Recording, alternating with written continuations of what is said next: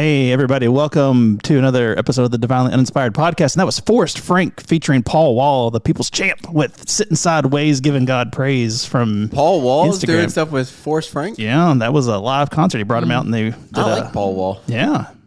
Okay. Do you remember Mike Jones? Yeah. Do you remember his phone number?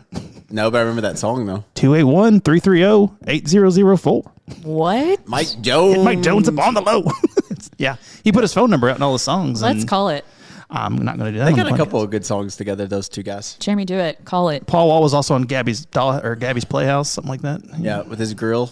Yep, they were riding the bus. The Wheels. He did a trap version of Wheels on the Bus. Very exciting. All right. Well, hey, welcome back, and I'm here with Penny. Hi. We have new chairs. Like we're not These normally. are the old chairs. Those chairs are over there. Yeah, we're not sitting in the comfortable ones today. What I've done is remove the comfortable chairs to keep people from squeaking and rocking back and forth and I know. being so fidgety. Well, I'm still gonna fidget. We're a big group of fidgeters. Jeremy, We are. speaking Hello. of the devil, Yeah, how are you? I'm great. Wonderful. And I'm Paul. And what y'all been up to? We'll start with Penny. You know, just living the dream. No one who's ever said that has lived in anything but a nightmare. No, So it's been an interesting start to 2026. we have had, Jeremy, what about you? I've been good. I'm busy, but good.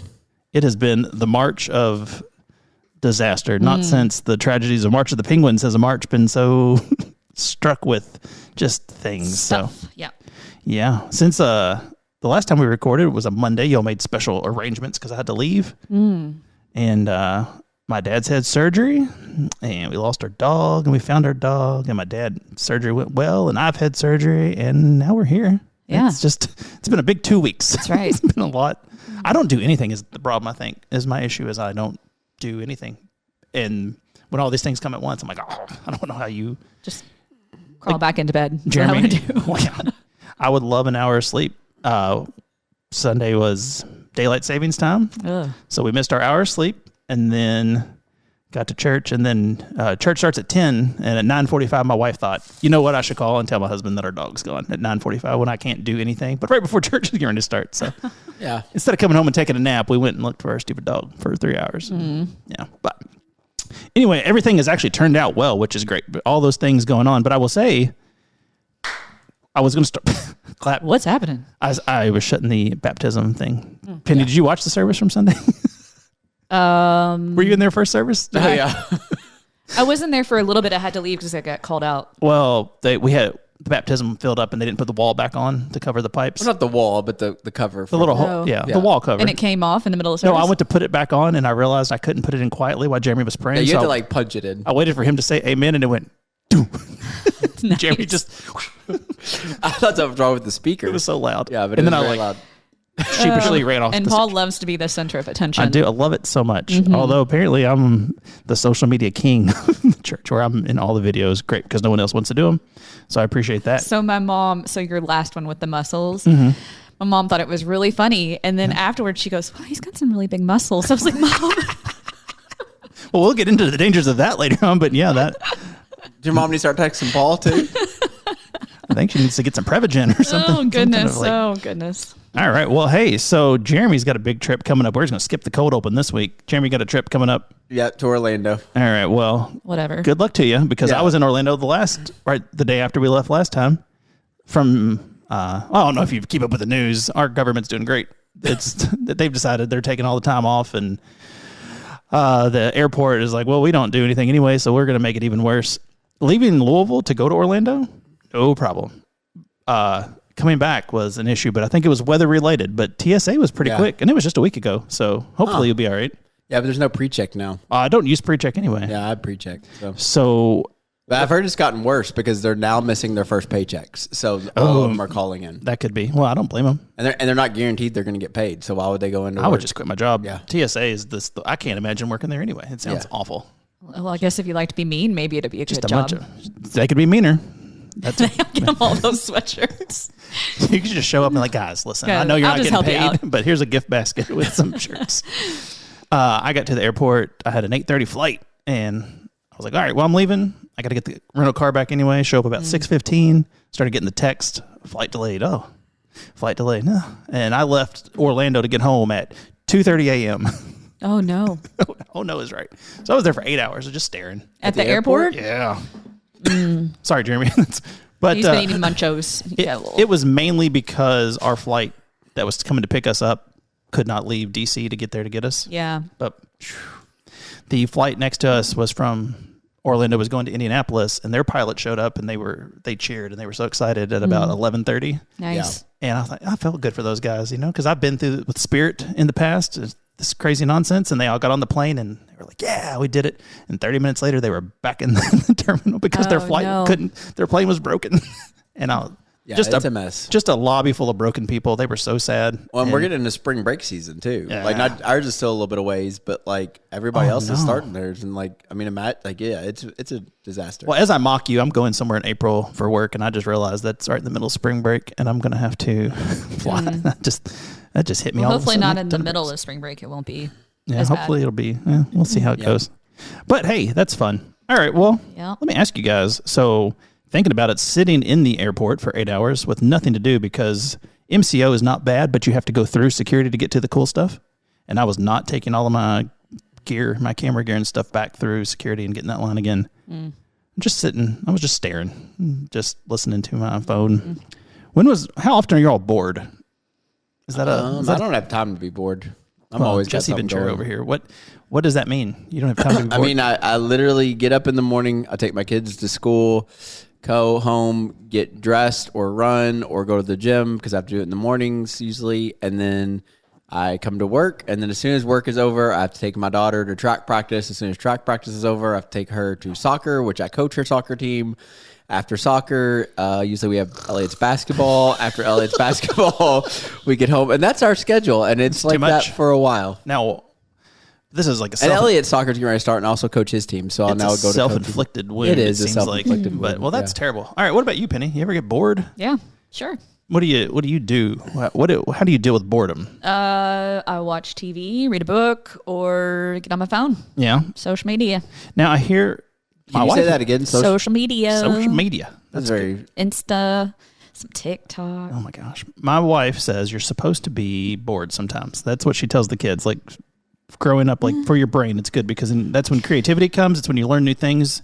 If you're constantly being bombarded with entertainment, it's bad for your development. I kind of agree with that, but that's from her teaching schools. They said because I think if you think about it, like growing up, I agree with that to some degree, but I also would say growing up, I would watch shows that I would never choose to watch, but I just watched them because they were on television at the time. Like Judge Judy or like People's Court or like, those shows that your parents would watch and it was just like, it's summer, I'm off, so I'm just going to watch them. So like, I was bored, but it was like, if I'd had the option that kids had today to go watch something I wanted to watch streaming, then I would do that. But yeah, I agree we with ended up that. doing a lot of stuff back then that like, it was just because that was what was available at the time. Yeah. Well, that's, I don't know if it's just if we're just old and we never had this entertainment as children, but I think that there's a lot to it that there's so much consuming going on, but no one is really creating things like kids anymore. It's all, there's like 3 people that are making videos and the millions and millions are just watching everything and I don't know. I think it's a balance. It's hard as a parent. I get it. Well, do you all ever, not Jeremy, it seems like, but have you all heard of the lying flat lifestyle? No. What?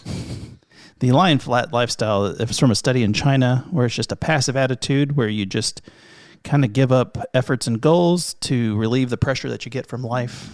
Just, you feel too much strain all the time and people just go, well. So you check out. You just kind of, it's almost like disassociation. Where right. You just I'm like, I do that sometimes. But I also think too, there's like something to like, my schedule is really crazy, but then usually when something comes up, like even if it's something like pretty terrible, I'm just like, oh, it's just one more thing to add to the list. Like I do get overwhelmed. I'm not gonna say that, but like I don't get as overwhelmed easily by little things, if that makes sense. Well, yeah. Well, good for you. Well, I just think some people that never have to deal with anything, and then the smallest inconvenience comes up, and all of a sudden it's like the end of the world, and you're like, no, it'll be fine. Just got to get through it. Okay. I like that thought. I like the attitude. Yeah. I just wish everybody, no one has the same mindset when it comes to things. Like I don't deal with anxiety probably as well as you do. Why don't you drink some more coconut milk? It's gross. Looks like grossness, y'all. Well, it does look like grossness. Not to put too fine a point on it. It's down to just the chunks at the end. Now, Okay. I really realized this last 2 weeks how poorly I deal with any kind of anxiety.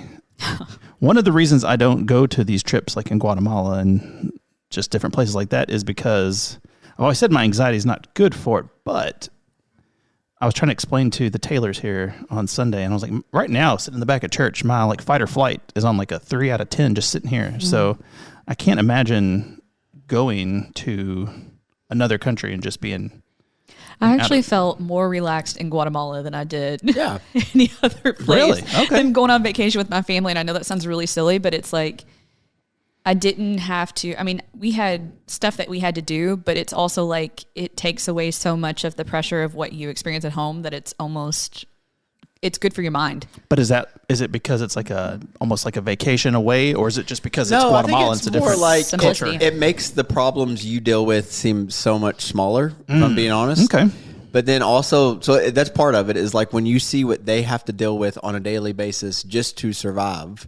Like it's not like, I mean, they've some of them have to work and hustle just to have a meal. Yeah. You know, we don't ever worry about that. Most people here don't worry about that. You know, but then the other side of it is like part of it is, in light of my previous statements about being so busy that it's one more thing. When you're there, like it's like if something happens here, you're like, what? I'm in Guatemala. Like, what do they want me to do about it? Like, you kind of get that dismissive of like, yes, our schedules are overwhelming. Yes, our lives are crazy. But when you're there, you're kind of like, you know what? Like, I can't deal with it this week. Like, I got to deal with what's in front of me right now. You know, Yeah. So Right. it calls you to be more present. I would think would be a way to describe it. Yeah, I agree. I like that. I think that we get, well, at least me, I get wrapped up in just, we were kind of talking about it in the meeting, but just everything being comfortable, everything being like the way it should be in regular. Like the stuff that has happened to me in the last 2 weeks, nothing's terrible. Like I said, my dad's fine and our dog's fine and the airport, like all the flights and everything went well, but just the thought of it, like just being a different on the schedule. And then David sending, his stuff through the text message, things to pray for. And I'm like, oh, we found our stupid dog that, that like it really puts it in perspective of like what is going on in your day to day and what to worry about. But I've been on like a constant like raised up emotions for. Yeah, you've been very tense. Like it's just you're heightened. I get it. I've been that way too this past week. Maybe we can do an experiment with Jeremy, and while he's on his flight to Orlando, what are they calling that now? Where like you can't have any sort of I don't think electronics. Are we allowed to say that on the podcast? I was thinking I don't know. We might cut that out. you should try it. Yeah. Well, so Dave Bragazzi's got a whole bit about that that's pretty funny. Well, so I came up with the thing, and it's something that I was doing this week, kind of working through it. And I don't know if it's offensive to say then, but it's when you're driving and you don't have any, like we're driving around looking for the dog and driving around just thinking about stuff and no music, no podcast. Oh, yeah, I do that all the time. I very rarely listen to anything when I'm driving. I love that. I love the silence. But like, we're old. Just kind of like praying and listening. And is it offensive to call that? Like, there's no other like information. Sure, Is that? I like it. I don't know if that's appropriate. It'd be right. It seems a little bit sacrilegious, but just maybe because the background of but it's like there's always like a constant bombardment of entertainment or education or just something to take your mind off what you're doing. And sometimes you go to bed at night and go, I just went through another whole day and I did not do anything. Well, like I worked and I did stuff with the kids, but I mean, what did we do today? What did we do with our day? Well, maybe it's less about wanting our kids to know how to be bored. Maybe it's just we want to teach them how to be silent. Because that would be nice to teach them how to be silent. No, you know what I mean? Yeah, like, it's okay. Like, because, when we're in the car, when I get in the car, like, because if it's a busy day, like, you're overstimulated, you just want to shut down. Like, you're just like, I'm just going to enjoy the road. Yeah. And no music, no podcast, nobody's talking to me on the telephone. Like, it's just me. Yeah. And that does help. So maybe it would be helpful for children to figure out how to sit in their thoughts. I don't know how to do that myself, so it's hard to do that. Like, so when I make dinner and things, I'll have like a headphone in listening to something. Yeah, me too. But now I see Addie doing it, and I'm like, I don't love this. Yeah, but it's like you learned it by watching me. Like that kid doing drugs in the 90s under his bed. So you're doing drugs, and your kids are learning how to do drugs. Yeah. But I mean, getting addicted to that kind of thing where like I have to have some kind of stimulation at all times. But I don't know how to get out of it because it seems like a real rough road to just go, nope, everything's quiet, silent. Well, this is a positive. Hey, listen, it's podcast. not all fun, and I mean, we're gonna have a gross. Wait till the negativity of this eating this pickle that comes up that Jeremy brought in. You can but have it with a muncho I'm gonna put some of this mustard and on this pink drink with. I don't even Yep. say what's in there. That's good. You shouldn't. 'Kay. Well, then the other thing, so it sounds like Jeremy's doing something all the day, but Penny might have some quiet. How often during the day do you all go without speaking at all? I could go a long time without saying words. Yeah. Now, if someone engages me in conversation, I will engage in conversation and I talk, and obviously I talk like from the stage. But like, if no one talked to me for like 4 or 5 hours, like I could do that. Yeah. Like, yeah, I could drive from here to Florida with a car full of people. Unless there's a conversation going on that I'm a part of, I would just not say anything. Yeah. See, I like that. It's kind of what I do a lot during the day. Like 4 or 5 hours is nothing to me usually because of what I do. But I also like to talk to people. I do love to talk to people. Silence just doesn't bother me either. I love silence. I don't need it. Yeah. Yeah, I would almost prefer silence, I think, a lot of times. And then instead of forced conversation. The ladies on the plane on the way there, they did choose to talk to me. They were apologizing in advance for their behavior because at 7:30 in the morning they were having mimosas on their Ooh, girls' good trip. for them. And I was like, That sounds "Ma'am, fun. Ma'am, it's okay. Ma'am. Well, they were much older than us. Much older than April. So, old people. I sit a lot of silence usually at nighttime. We have older kids. I mean, they're 14 and 17. So normally they're in their rooms doing their thing. And then it's just me and the dog on the couch because of his schedule with the military. So Your husband's not your dog. No. Because you said dog your dog. Willow. You didn't hear anything about your husband, so I didn't know. I did. I just said it. I was like, he's gone with military stuff usually. But during you the didn't. evening. You didn't preface that with your husband. Do you my talk bad. to your dog? I do talk to my dog. Oh, And he the What makes voice little do you use? Oh, Willow, she's a baby. Oh, That's all jeez. Listen, That's well, my nothing baby makes you feel voice. dumber than so. This dog, Addie, wanted to name him Butterscotch when we got him, and Nicole was like, "We are not doing that because I'm not going to the back door and yelling Butterscotch, come inside." And so we just named him Butters, and then we're in the middle of the woods and we're just going buddy butter buns, all our little like dumb names, and I'm like, "Oh my gosh, we're the dumbest people." How many nicknames do you have for your dog? Oh man, I've got at least like 6. well, does your dog have a middle name? Yes. What is it? Gail. Oh, that's nice. Oh, you share a name? Yeah, her name's Willow Gale. Oh, that's nice. Oh, we have Goldie Lynn, I call her that, and then Butters Marie, even though he's a boy. Jeremy? No? For Charlie? Yeah. Yeah. Taco, Stinky, and Stinky, I like Frank. Those are my 3 nicknames like for him. Frank. That has, I mean, I was thinking like, okay. I either call him Charlie Cool. or I usually call him Frank or Taco. Like, Where does that come from? I just made it up and Okay. just go with it. We call a lot. Well, the dogs get called a lot of other names sometimes. Because Our kids call him Char Char. I'm like 'cause it's Char. Charlie. But Chuck. I'd call him Chuck. No, it's Taco or Frank.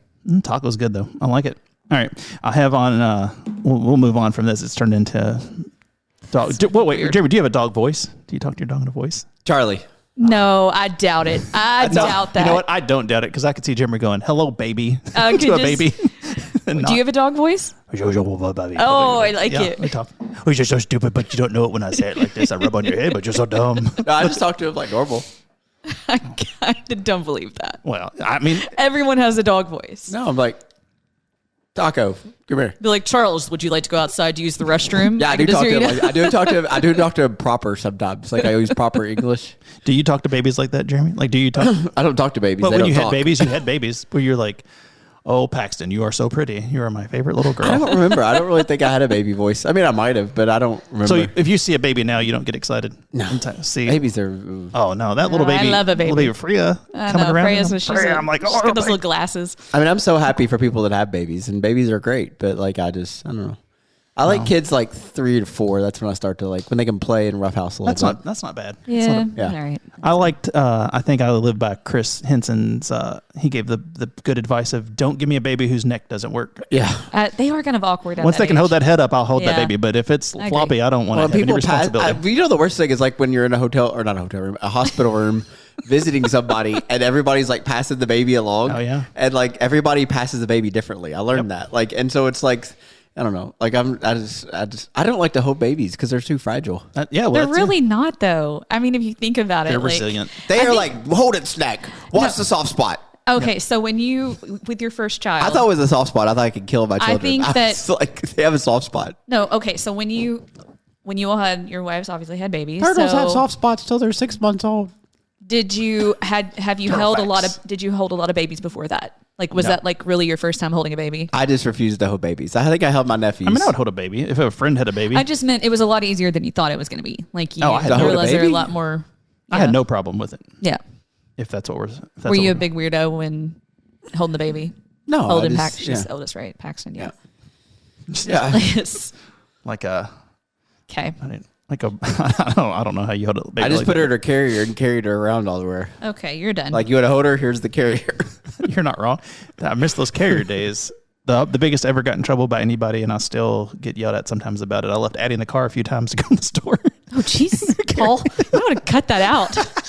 Oh, my gosh. Addie knows. I got yelled at because it was in a good part of town, and you get that baby asleep, and I'm like, I just need to go into Walgreens and get this medicine for her. Oh, Walgreens. You sure it was medicine? Was it a pack of cigs or something? Yeah, it was a pack of cigs. I go to Walgreens to get. You just be all right. Ask the person in the next car to watch her. Looking back, I made a lot of mistakes, but Has anybody ever asked you to watch their kid in their car where they went to the gas station? no. Oh, What I kind of have. gas stations are you going Twice. to? Nobody asks a man to watch their baby. Nobody is ever like, I Hey, don't sir, you know wanna watch a this man baby? that's ever been like, do you want to watch the baby? I have had I that happen understand to a me woman twice. because they think that you're like a mom, and so like you'll not take care of your kid. I was literally like 14. I hope I wasn't a mom at that time. Whoa, But, no you know. judgment here, though. Goodness. Will you watch my baby? Is that how they said it? Yeah, I got to go get some stuff. They came stuff. out with some cigarettes. I'm like, okay. So that's just, you assume that if somebody's not watching their Did baby, you tell they're them gonna, that you should not smoke with a child. ma'am, I'm 14. I don't know if I should be watching. I mean, I don't know. I grew up around smokers. I mean, my dad stopped smoking when I was really little, but like Yeah. majority of like my grandparents and everybody. When you asked Extended them and you saw family. their cigarettes, did you grunt at them? Lungs, little pink lungs don't like it. So I think it's interesting when I see people smoke now that are younger than us. Do you ever see anybody like in their 20s smoking and you're like, what are you doing? That's amazing. No, they all vape usually now. they all Well, vape. that's what I mean. Everybody vapes. It's weird to see somebody smoking a cigarette anywhere. Yeah, and you think about that, like you go to a gas station and they still have the whole back wall behind the counter is Yeah. all cigarettes, and I'm like, Who's buying those? buying cigarettes? People who smoked Yeah, before they're vaping was expensive. invented. and cartons. Who's buying cartons of cigarettes? I mean, people do it. I don't know. People that have enough money to go buy $85 eye masks because a carton of cigarettes is like $120. Really? Is it? I bet it is. Well, I mean, the last time I remember cigarettes being bought, it was in New York, but they were like, what it came down to was like $1 a cigarette or something like that. Crazy. Because my father-in-law smoked and he would go get them. And I'm like, wait, did they say that's how? Wow, that's so expensive. Yeah, that's crazy. And then he would like, throw it. And I'm like, that's not done. That's 25 cents a smoke. You just threw it down on the floor. Yeah. I'm a cheap person. So, all right, Jeremy, I wrote this down. I don't even know if this is interesting, but I have my little notes. I wrote down church bulletin jazzercise jiggle story. Yeah, that was a real story. That was the story I told on Sunday. Okay, what was that about? Because So there was the church I grew up was conservative by most standards, but there was a super conservative church down the street. Okay. And when I was in like middle school-ish age, we had like a gym, like a family life center, like every church. And there was a lady that was like an aerobics instructor at whatever, some gym in there and like around there. And so she was like, hey, what if we started offering free aerobics for ladies at our church? And like, I mean, I was a middle schooler. I just remember I don't remember all the details. I just remember they started offering them on like Saturday mornings or something like jazzercise. Yeah. And the church down the street found out about it and like wrote in their like bulletin this like article about how we were like allowing women, and they used the word jiggle, come in and jiggle around the Lord's house. First of all, they're in the gym, that's the Lord's house. But like jiggle around the Lord's house, and they were like saying we listen to secular music, which I never went. I have no idea what they listened to. They could have listened to Newsboys for all I know. But like they were doing these jazzercise classes, and like the church down the street like thought it was so offensive that was happening. Insane. Like I actually wrote about it in their news bulletin. I love it. Yeah. That's why I wrote it down. And Yeah. I would love to have a bulletin. There's just something about it, but We do an online bulletin. Jacqueline puts one together. Yeah, like well, once a month. that's not one you can draw in during church. Yeah, but like Kinda we you did can doodle bulletins. We did bulletins like we did them very early on, and like they're expensive. Oh, it's 'cause you gotta terrible. It's a print. bad idea. But then also like 90% of them just end up on the trash or on the floor. And Yeah. I was like, I'm tired of picking them up, and I was like, forget this. We would have our birthdays, and we would have our giving and our offer, like all the stuff in the Little notes to take during Here's the- service. Yeah, here's the list of here's this song, and then we're going to do this. Like, Here's in the nursery this morning. Yeah, all that. I man, I remember. missed those And days. then you have your prayer requests, and they're all unspoken. Oh, we had a lot Yes. of unspoken. They're a lot. Yes. And then you have the people that just call it out. Well, I mean, Yeah, it's just like Timmy's drinking too much. That's before Facebook for all those people. So that's how they got their news. Well, so, hey, that is what we were transitioning right into. I think the church bulletin has been replaced because everybody is online and doing that. And that's what I really wanted to get into today about social media and all the things that are good and bad about that. But I did not know that we had a church bulletin online like that. Where is that located? You sign up through the MailChimp, and then it goes out like once a month. You should have gotten it through email. Sign up through the MailChimp? So this is on me because I do our social media. We will get with that. What? How do you sign up for the MailChimp then? It's on our website and like all of our. I get our newsletter app too. I think. Is that newsletter? You mean like the emails I send out? Yeah. Yeah, but Jacqueline does like a newsletter like once a month. Well, I'll talk to Jacqueline about that. Yeah, I don't know. I don't know who gets it. I just know I write an article for it. I need to get that out there because that's kind of a deal. Yeah. All right. Well, so social media, like in today's, it's an old man way to start. In today's world, for a you while. got to be on the social media. I don't know why I'm Bill Cosby when I'm doing that voice, but maybe not your best reference. So 84% of people in the U.S. regularly use YouTube, which seems, I hate it so much. Is that something that, how often are y'all on YouTube? So I used to never, ever, ever be on YouTube. And I've gotten to the point where when I'm watching TV late at night, there's so many options that it actually stresses me out. Especially with like streaming, like because we have Prime through Amazon, and then we've got HBO because of our AT&T, and then we've got Netflix, of course. But like, there's so many shows, and it's like, because I feel like everybody has Netflix. Yeah. I mean, that's just like the given at this point. But I feel like there's so many shows it becomes overwhelming, and you could tell me a show is good, and if it's beyond like 5 episodes, I'm like, when am I gonna have time to catch up on this? So a lot of times I'll end up putting YouTube on and doing like, but my YouTube is very like, it is reviews of a certain beverage that I enjoy. It is comedians, or it's like sports clips. Like that's it. And I'll just like watch it, and it's just kind of like I know it's rotting my brain, just like mindless watching. But and you mean clips of sports, not the haircutting place? Yeah, not hair clips. Okay, no, like clips of like like things from basketball, like highlights. Yeah, like highlights, or like I've gotten in a real kick of like watching 90s basketball clips. Oh yeah, but it was good. I mean, because like after watching The Last Dance a couple years ago, like you forget like. I mean, they used to beat the crap out of each other in the 90s. And then it's like, now you watch today's game and it's like, everything's a foul, and I don't know. But anyway, so I've gotten into watching 90s basketball. So I forgot how good Alonzo Mourning was. Yeah. Oh, yeah. So, yep. Yeah. He had Larry Johnson, Muggsy Bogues. Grandma Mall, hooping up with Urkel. That's big. But that's the reason I get on YouTube is it's mindless watching, but like, yeah. Does anything that you have, this is a far cry from what we're talking about, but the NBA channel? Do I have the NBA channel? No. That was like something that we would stumble upon every now and then, that it was just free on one of those apps. Ahmad Rashad, was he on there? I'm sure he was somewhere, but they would just show old basketball games, like the All-Star game from the '89 or something. You're like, oh, this is great. Yeah. The old dunk contest before it was. Yeah. Did you know that happened like the last couple weeks? The All-Star game? Yeah. Yeah. The guy hit his head. It's all weird now. Yeah. It was real bad. Every year I'm like, this is going to be the year it's going to be good again. No, it's not good. It's never. It hasn't been good since like.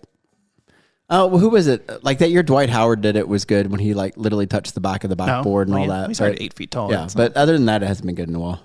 Penny, do you YouTube? We do. That's our go-to. Yeah. All YouTube usually. Do y'all have the YouTube Premium then, no commercials, or do y'all watch it with commercials? I have YouTube Premium. I do not. Well, it's worth it.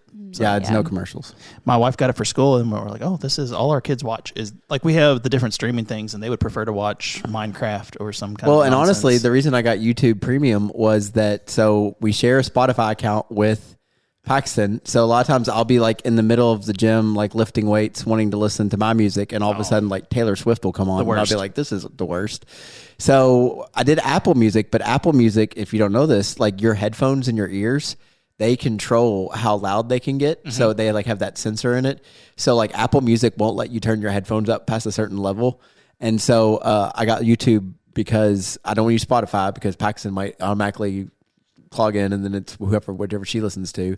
And Apple Music controls how loud I can do my music. So yeah, I started doing YouTube. But I did the premium just so I could have all my stuff. Yeah. So well, Penny, I don't know if you heard that subtle dig at Taylor Swift there, but it was good. He's dumb. That's not true. We have that problem with YouTube because my wife listens to YouTube Music, which is just the worst. That's what I'm using, though. It's terrible. It is awful, but it's better than having my workout interrupted by, Well, so we have that problem because we'll be driving somewhere and then Addie will turn it on and at home, and then it cuts off and she's like, what?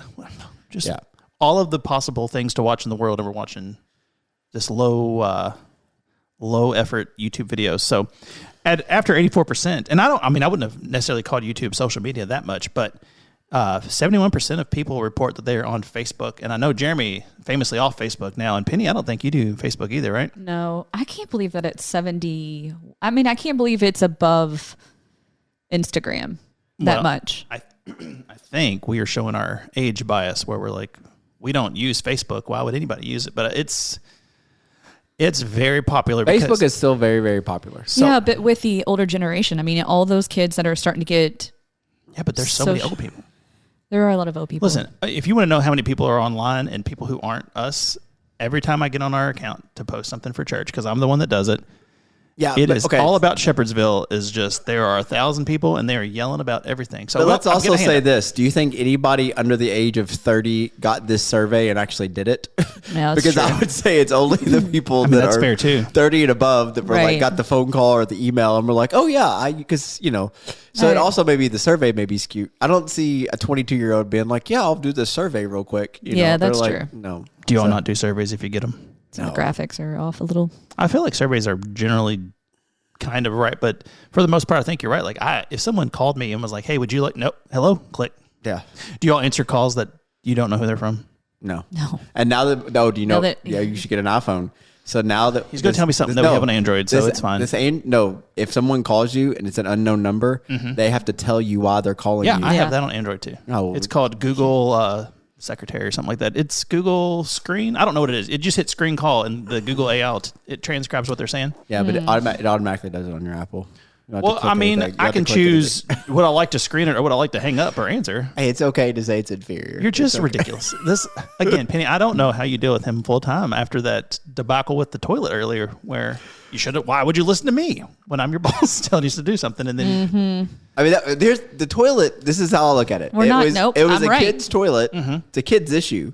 I have nothing to do with it. All right, well, we'll take a quick survey here. So call in with your thoughts on this, but we had a little toilet incident on Sunday where it overflowed. Penny unplugged it, which I didn't know had a plug because Jeremy told her to unplug it. And then Penny was blamed for doing it because why would she listen to Jeremy? I mean, she did do it at the end of the day. I mean, I'll rest my case. Jeremy would be a good lawyer. There's so much toxic masculinity in this office. And then David came in and said, can you believe my phone's not working? And then he was so sure of himself. And he was like, oh. Didn't pay this month. Forgot. Oops. So you have to hurry up. I need to drink this drink. Are you? Oh, well, I guess we could cut this short real quick. No, we'll do the social media. Keep going about social media. Well, the social media was going to be the rest of the stuff. So we don't need to go through what all you do, but what can we do about it? Because I know we've talked about it before, but my kids aren't on it because gross. And I know your kids do TikTok. You said. Yeah. Somewhat, yeah. Yeah. We've been getting a lot of ads for teen accounts on Instagram. Yeah, same. And I'm like, get out of here. What is that? What's the difference? I didn't even look at it. A gateway to get you into Instagram. I think it's so you can get on Instagram and it's supposed to be safer. I think what is so bad, here's my big rail against social media. Couple of things. Number one is I am actually on Facebook and Instagram. They're not logged in, so I have to log in, which whoever wants to do that. So that's why I'm very rarely on either one of them. I think the biggest problem with Facebook now is because of that. Obviously, there's been an algorithm since the beginning, but now there's so many articles that are obviously AI and fake articles, and people repost them as if it's real, and they don't real. Like there was one the other day that, and I won't say who it was, and hopefully they didn't listen, but a really what I would consider an intelligent person reposted this thing that was about how that it was what's the U of L basketball coach? Denny Crum. Pat, you're the U of L fan. That's why I'm looking. Pat Kelsey. There it is. Was giving away his salary this year to help homeless people in the city of Louisville. Yeah, completely fake. It was all made up. It was just an AI article that someone it's like. There's no validity to it at all, but they were posting it as if it was real. Yeah. And then that's a safe example. There's all kinds of political examples I could give that are even worse, but like. People are just reposting this as if it's real. And then you have like all these comments of people like, oh, that's so great. Good for him. That's why I'm a Louisville fan, yada, yada, yada. And then like 10 comments down, somebody's like, I'm pretty sure this is fake. Like if you click on the link, like it takes you to this clearly fake website, like, but people are just believing it because it's on Facebook, right? And that's part of the problem. The other part of the problem is that I think that we are in the age of comment. I always say this: comment, not conversation. And I think people love to leave comments, but nobody actually wants to engage in a conversation about the controversial or non-controversial issues. And I think that's just the danger of social media is you can easily lead a comment that could really upset someone or, lead into this bigger thing that, that doesn't need to exist. And I think it's just stupid. So Instagram has started where they will put a watermark on things that are fake. Has anything on Facebook done that? I don't know. You mean AI? But here's the thing. Here's the thing. This is where we've gotten though, and I think social media's blame. Even if you put a watermark on it, somebody would post it and say they're censoring us, or it's this. You know what I'm saying? Like somebody would argue that like this is what the government does, or this is what Big Brother does. Like, that's how crazy it's gotten. To be honest with you, and it's more than that. It's like. What kills me is people do not think logically when they're watching something. No. Like my favorite is when people are posting videos within their house because they have cameras in the kitchen and in the bedroom, and I'm like, probably they don't have those. And it's all they don't realize that all of that is staged, just for entertainment purposes. And I'm like, that's not really you all. Well, that's what I'm thinking. Most people that I see on the reason I have with Instagram is like. The times I've been on it, the people, none of them it's authentic. No. Like the people that are popping up on your screen are doing it because they're getting paid. And good for them because they've learned how to work the system and they get paid. So I'm not arguing with that, although I think it's insane if I'm honest. But good for them figuring that out. But then the people that think that that's authentically how those people really behave and that isn't all scripted. Agree. And I'm like, how are you watching this thinking this is actual like authentic human behavior? People do. Yeah. Well, this is the issue with business that it would come across. So some of the people I work for, they have a hard time getting engagement on social media because they're very straightforward and like, hey, this is what we do. This is, they're not silly people and they're not getting that kind of like response. Like if I post a picture of us as kids and people are like, love that, right. This is a goofy thing, or they're not real intense people that like some of the fitness people are they just do crazy things and stunts and stuff. And people are like, I like that guy. He's yelling and screaming. They're just like, hey, this is what business is. This is how you get better. But online, everybody's thing is either super turned up and loud or they say it's like the best version of your life. Like if you see people and you start comparing it to your life, and that's kind of what social media was supposed to be. Social media, like things that you were supposed to get on there and say, oh, that's my friend's kids. I haven't seen them in a while. How are you doing? And you check in with them. And now it's like, I'm on this private jet. Look at my photos here. And they're like, well, they're just on the set. So I guess that is part of the conversation of the pros and the cons. Yeah. Like, is it actually what's made it so terrible is the influencer culture that fake, because they're using it as business. It's not, they're not trying to be authentic or social with you even. Like, and you think about like people that are like, I know like people sometimes get excited because like somebody retweeted me or somebody like, I was like, do you think that Kevin Garnett really just retweeted you first of all, that he didn't have some publicist? Kevin Garnett's on there a lot. Did you hear? Well, no, that was Kevin Durant. Kevin Durant. Yeah, Kevin got all the burners. But like, my point is like, you don't think that person has somebody that does their social media for them at that point, But then also like just like that people think again that's real. I don't know. It just and the companies that are putting these articles up here, they're making money off this because people are reposting it. They don't care. Like it's just, if there was genuinely like a way, like if Facebook got rid of comments, I think I would like maybe consider getting back on because like there are some people that like, I haven't connected with and I don't see, and I'd like to see what's going on in their lives. But then you log in and it's just all this garbage, and you're just like, bad. Forget that. Like, well, that was the smartest thing our local news ever did. I like to check in on WDRB every now and then because we don't watch the news on TV just to see local stuff. And they used to have, they would have their Facebook comment section linked to an article, and it was just the most angry, ignorant, every post. And I'm like, wow, who's in charge of this and why are we allowing this to happen? And they finally took the comments down because it was just such an onslaught of just the worst people with the worst things to say. And, you used to have to like say stuff to people's faces. And I think now that you can just, whatever comes to mind, you just spout it out and go, that was good. That was clever. But it was stuff that you'd never say in person to people, hopefully. Yeah. Mm-hmm. I agree. Well, what can we do with it? Like, how can we use this for good in the midst of all of this stuff? Do you have any thoughts on this? Because I'll tell you what, as far as my friend Mark used to say, like, church media was always about 10 to 20 years beyond the curve of catching up with doing stuff. And I was looking up positive ways to use social media. And I got this document. Number one, yikes! Create a social media committee. Number 2, you find out whether there are any active bloggers, tweeters, or Facebookers in your church. They'll be your best resource. You want to define your goals, create a website that has all this information on. I'm like, what? I mean, when was this written? This was 2025 or 2026, this thing that came up. And I'm like, guys, what? So informative. How far behind are we with, this is easily 25 years ago. Yeah. I wrestle with what to do with it because here's why. So we'll just use our context here at Journey. Okay. I see a lot of other local churches and pastors who are always on it and always posting every single thing that they do. Yeah. And it makes them look good because it's like, hey, you're doing this, or they're posting like for example, like I'm just going to say this and say it for what it is. Like people that listen to this will see me on Facebook a lot, but you're the one making those posts. I'm never making a post about myself, right? Like ever. So but I do know other guys that are making posts about themselves. Now, so it's just weird to me. Like they're using like third person, but they're talking about themselves. Jeremy's doing great today. So that's weird to me. Yeah. But I think the other thing is like, I often struggle with like, I take, when Jesus says, don't let your right hand know what your left hand is doing. And what he's talking about is like, when you're doing something good for somebody, like you don't need to be out there. Like just do it because it's the right thing. And that's why he says, don't let your right hand know what your left hand is doing. So if you're giving with your left hand, your right hand doesn't need to know. You're just giving because it's the right thing to do for that cause or whatever. Right. So I wrestle with that because I'm like, there are some people in churches and organizations that want everybody to know every good thing that they're doing. So I struggle with that. The flip side of that is some of them are also being successful in that.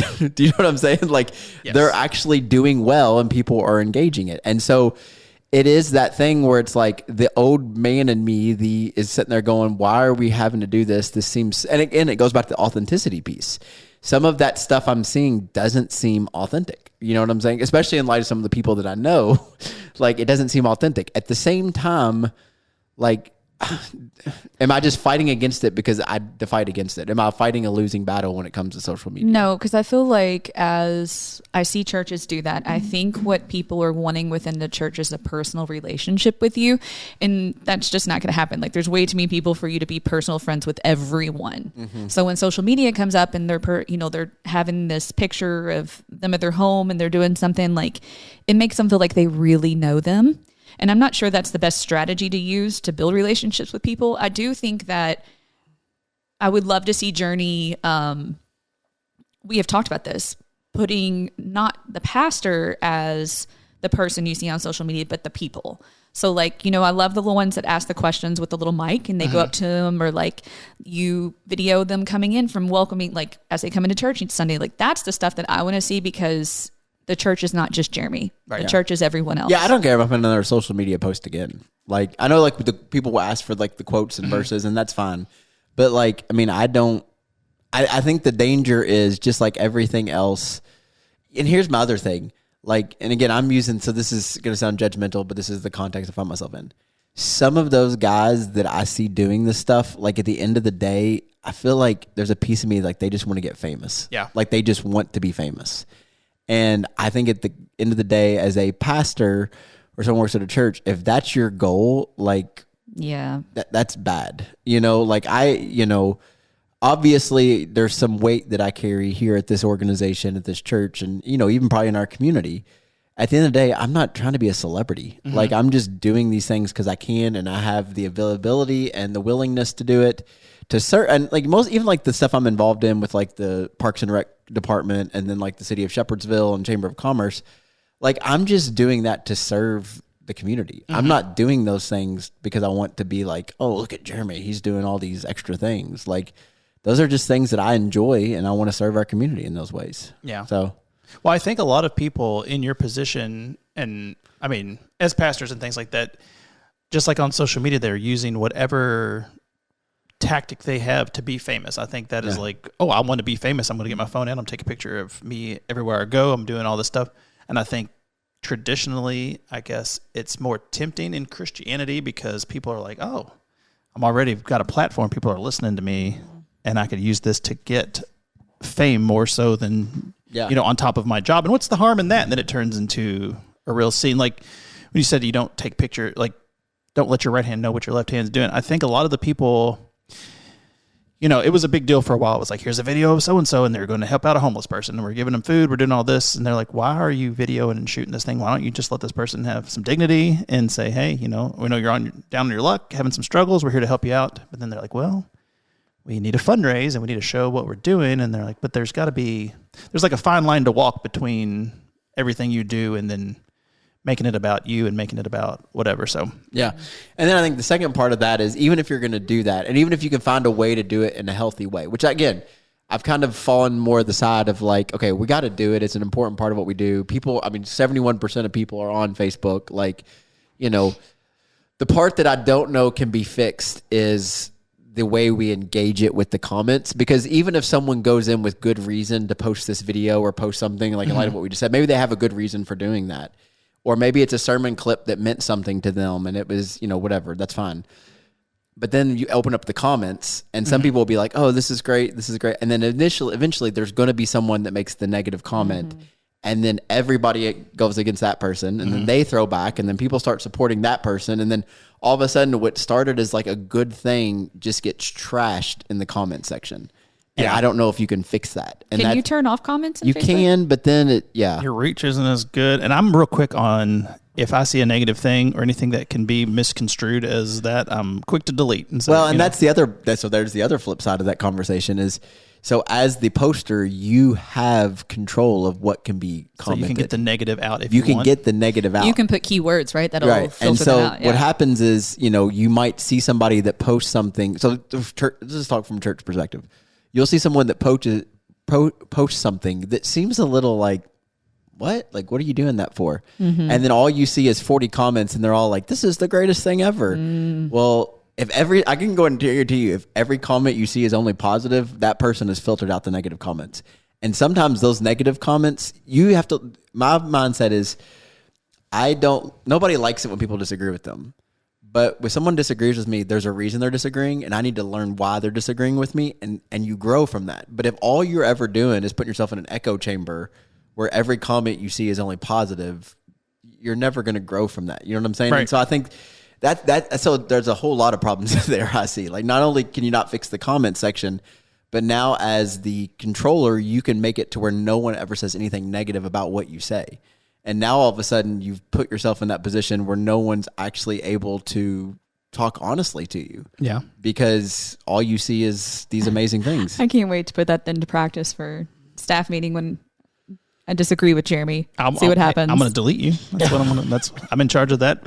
Paul's going to start editing our meetings too. Yep. Nope. Sorry. Keywords. You're muted. And well, so here's the thing. And I think that, and this is, again, it's coming from a person who a lot of what I do for work is post clips for people and go through and do social media for them. I think, honestly, the best path forward, and I think I'm trying to figure out, I would love to be able to figure out for people's businesses how to do it, but it seems the way it's going is, especially with AI taking over online spaces, to be able to work without social media. Like if it is, it's like an addition because you try to meet people where they're at. And I mean, far too many people, according to these stats, are on social media all the time. But like business, you're getting more business face to face than you are on social media. Well, that's what you're going to say. Like, yeah. So, I mean, I know people are using it for business and I know that's part of what you do, but I'm sitting there and I'm going like, at the end of the day, like, so like 2 years ago, my garage door broke and I had to get it fixed. Okay. So I didn't get on Facebook and say, who's your garage door person? I called 3 buddies who I thought might know a garage door person, and all 3 of them recommended the same person. And so like, I didn't look, that person's not even on Facebook, but like that person's got such a reputation that they're getting business. You know what I'm saying? Because they do good work and it's fair and it's cost efficient and all that stuff. But like, I don't know. Like, I don't know if I've ever in my life seen something on Facebook or social media and been like, oh, I'm going to hire that person, or even I'm going to buy that thing. Like, I know some people get into the TikTok shop over there, but I don't know if I've ever actually been convinced to buy anything. Okay, so that's a positive. But that's a negative, but maybe other people are, and I'm just weird. Yeah, you are weird. Well, I mean, that's it's not part of the really conversation. about but the yes. TikTok, but I do think that especially like I follow friends that own boutiques, and I'm like, that's super cute. Like, I want to buy that. Like, I'm gonna come up to your like that type of stuff. So there's for a business wise, like I don't think it's a bad thing. Well, so a business like that's transactional where it's like, hey, come in, buy this thing. I could see where you would put your stock and things online. But if you're an online business versus a brick and mortar too. Well, so a lot of the people that I work for, they do online coaching and things like that. But their goal through social media is to get people to call them. Right. Because they're like, once I talk to somebody, that's where the business is. Right. So I think so many people see social media as like, this is all there is. And they don't realize that there's something beyond it, that the human connection is a better thing. So how can we, I mean, I've thought about this, but how, do you have any ideas on how we could do that as a church? Not for people to call, but get people, like most everything I post has our times. And it's like, this is kind of, it's like, we're a church. This is kind of the vibe you get. And these are the times that we're here. I think it would be really great if we did, Jeremy actually preached on it one time, and we did a social media cleanse for like the month. Like the month is just about talking to people face to face and calling someone or texting someone to ask them how they're doing, or like invite them to church. Like that would be great for a lot of people here, even myself, to like be like, hey, we're going to do this together. We're going to shut this down for like the sermon series, whether that's 3 weeks or 2. And we see how we grow from it.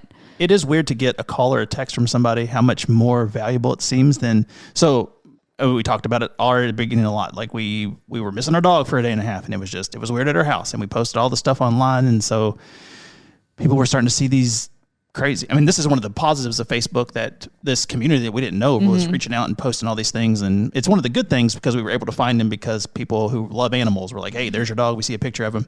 But once those posts were up, people were sending us like thumbs up and hearts that we found him. And then a couple people were right on there, I'm so glad your dog. But then some people reached out and they like texted and called and were like, hey, there's something about like the personal touch of like, oh, this person has my number, and they reached out. It's not some stranger. It's not. And I think you'll be surprised the unexpected like connections that you end up having with people. Like a friend of mine is reaching out to me more than anyone else after everything that's happened with my mom and dad. And she's texting me every day. Yeah.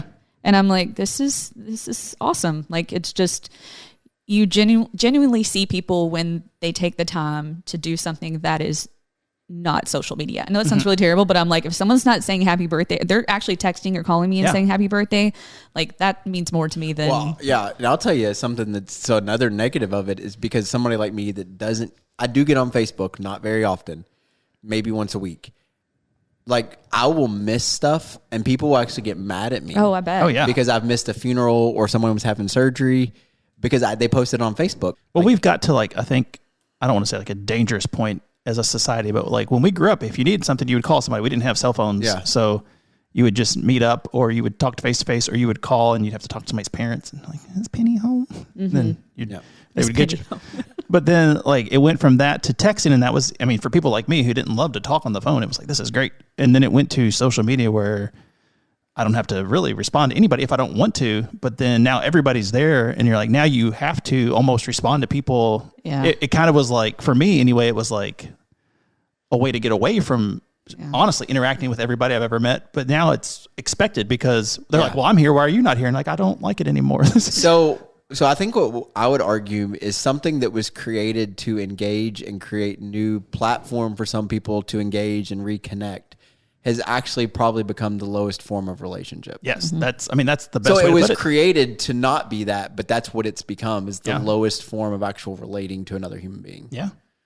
Well, I mean, just the same way that it used to be, if someone had a problem with something, you'd write a letter.